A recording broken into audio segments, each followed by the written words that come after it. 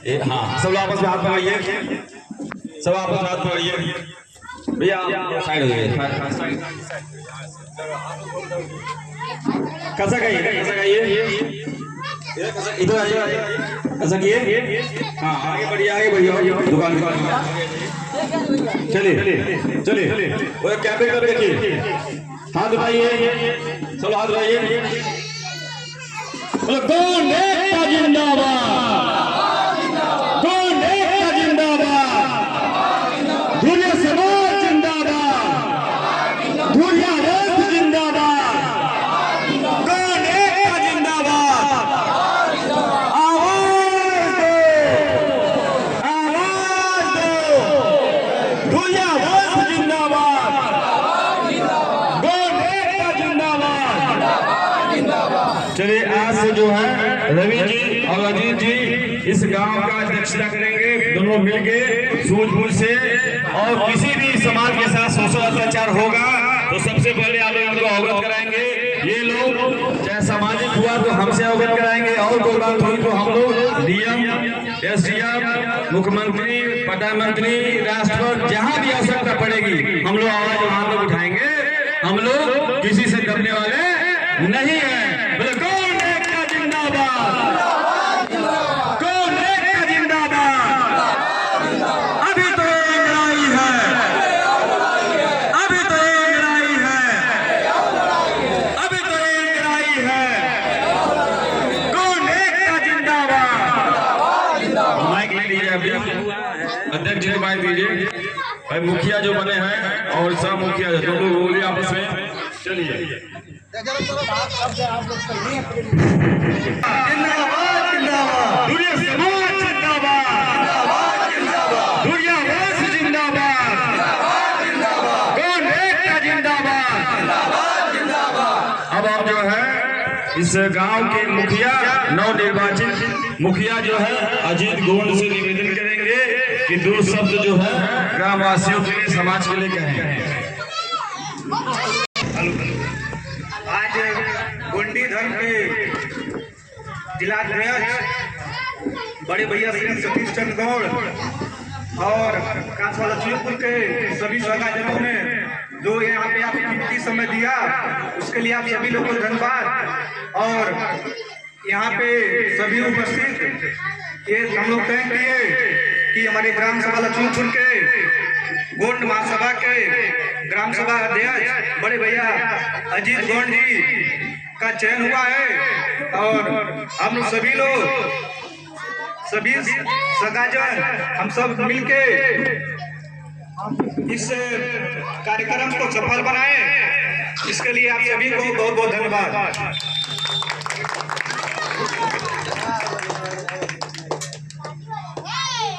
उज्जैनी पूजा के शुभ अवसर पे जिला अध्यक्ष सतीश चंद्र गौड़ यहाँ उपस्थित हुए हैं।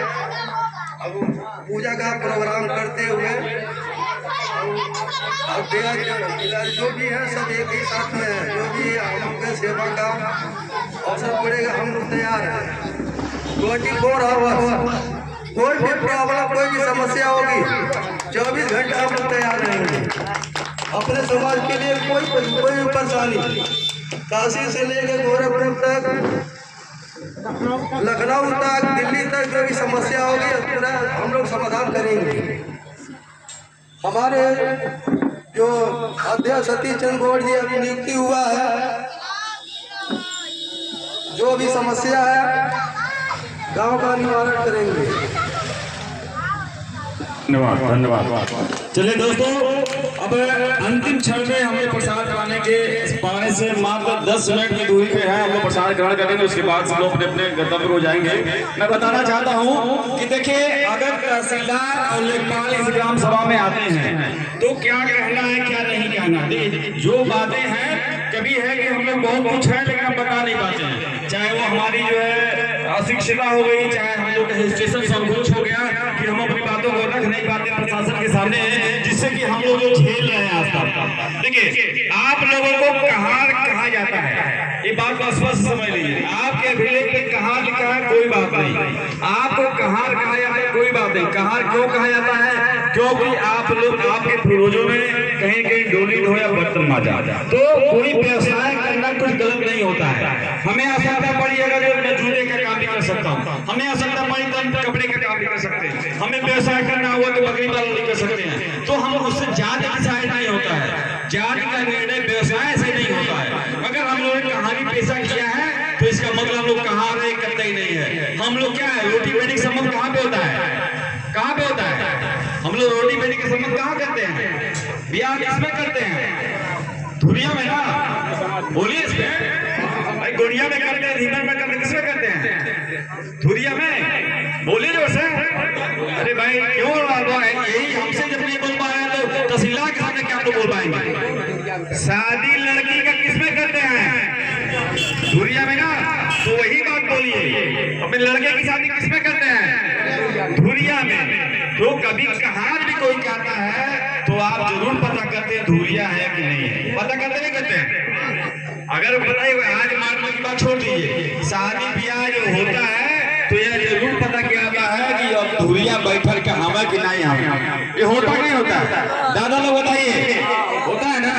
सिर्फ कहानी करके शादी नहीं होता है, ठीक है? धुरिया वंश का होना जरूरी है, क्योंकि कहार में 15 लोग हैं, गोट, धीवर, धीमर, धुरिया, गरुड़, जसवार, खरवार, महार, मल्हार, रखवार, रवानी, तुरैया, ये सभी लोग कहार कहा जाता है सरकारी गजट में। तो जब कहार में 15 लोग हैं तो सर्टिफिकेट के कहार का वो क्यों दो? 15 सर्टिफिकेट दे रहे हो। हम लोगों को 2002 में धुरिया वंश के लोग, जो लोग कहानी पेशा किए हैं और धुरिया वंश के लोग हैं, उनको सरकार ने 2002 में अनुसूचित जनजाति की श्रेणी में सूचीबद्ध कर दिया है। यानी कि अनुसूचित जनजाति की मान्यता मिल चुका है।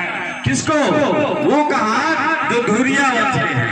लेकिन हम लोग अपनी बात तहसीलदार से, लेखपाल से नहीं कर पाते हैं, इसलिए लोग हारे मान के बैकवर्ड का सर्टिफिकेट देता है। तो कहीं न कहीं हमारी थोड़ी कमी है कि हम बैकवर्ड सर्टिफिकेट लेते हैं, और उसकी भी गलती है कि अगर जो कहार में धुरिया है तो संवैधानिक तरीके पे वो पिछड़ी जाति का सर्टिफिकेट नहीं देता है। अगर कोई कंप्लेन कर दे तहसीलदार के खिलाफ, लेखपाल के खिलाफ, तो उसकी नौकरी चली जाएगी।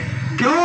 क्योंकि 2002 में राजपथ में आ गया है। इस देश का सबसे बड़ा पावरफुल जो पेपर है भारत का राजपत्र, भारत के राजपत्र से ही कोई किस बिरादरी का है, किस श्रेणी में है, वो सूचीबद्ध हो गया है। तो जब हम एसटी में सम्मिलित हो गए हैं धुरिया वंश के लोग, तो तुम पिछड़ा कैसे हो?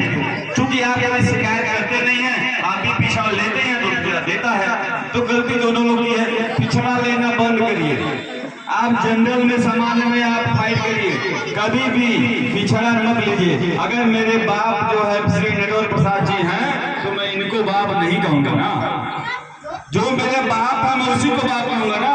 अपने फायदे के लिए मैं इनको बाप नहीं बनाऊंगा, इनको बाप नहीं बनाऊंगा। इसीलिए हम लोग को अपने फायदे के लिए, थोड़ी सी फायदे के लिए दूसरे को बाप नहीं बनाना चाहिए।